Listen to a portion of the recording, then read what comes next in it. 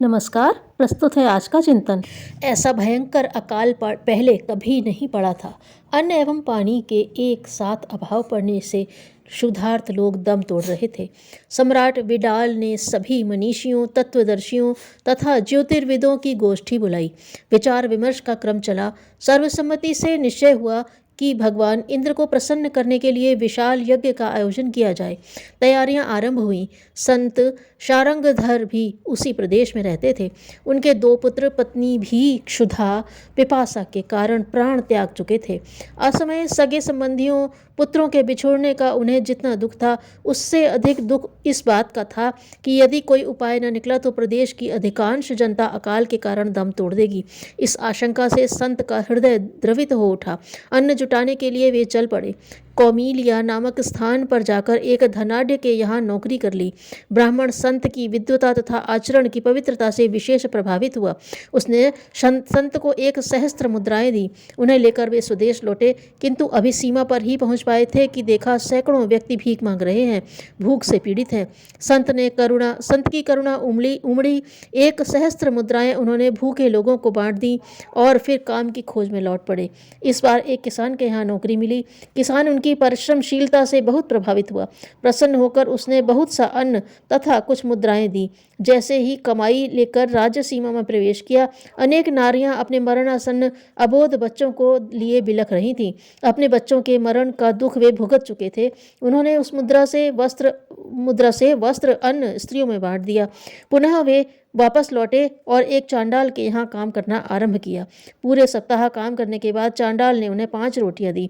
शारंगधर को इस बीच भूखे रहकर ही काम करना पड़ा। रोटियां लेकर अपने घर वापस चले। जैसे ही एक गांव में पहुंचे, एक कारुणिक दृश्य दिखाई दिया। एक किसान के 6 पुत्रों को कहीं से एक रोटी मिली थी। सभी भूखे थे। रोटी एक दूसरे से ही छीनने के लिए झगड़ रहे थे। संत का हृदय हाहाकार कर उठा।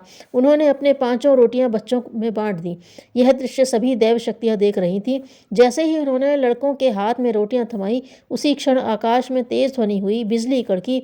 देखते ही देखते घनघोर घटाएं आकाश में घिर आईं और मूसलाधार बारिश होने लगी। उसी दिन से अकाल का प्रकोप समाप्त हो गया। प्यासी धरती ने जी भरकर अपनी प्यास बुझाई। परितृप्त होते ही उसके पेट से अंकुर फूटने लगे। उधर सम्राट विडाल के यहाँ यज्ञ की सभी तैयारियां पूर्ण हो चुकी थीं। मंगल कलश स्थापित किए जा चुके थे। इंद्र देवता का आवाहन आचार्य गण कर रहे थे। एकाएक वृष्टि आरंभ हुई। देखकर विद्वान गण आश्चर्यचकित रह गए।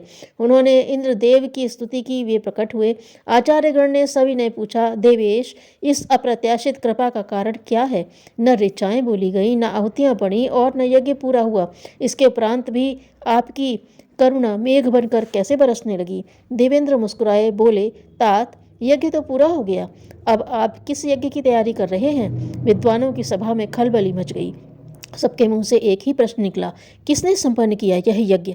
इंद्र ने संत की पर दुख कातरता को कारण बताते हुए कहा, मनीषियों, परमार्थ सबसे बड़ा यज्ञ है। जहाँ यह यज्ञ संपन्न होता रहेगा, वहाँ अकाल की छाया टिक नहीं सकती। सुख, शांति एवं समृद्धि की वृद्धि ऐसे ही यज्ञ पर अवलंबित है। ऐसा कोई व्यक्ति न तो हुआ है और न है और न होगा जो पूरी तरह से निंदित हो या पूर्णतः प्रशंसित हो।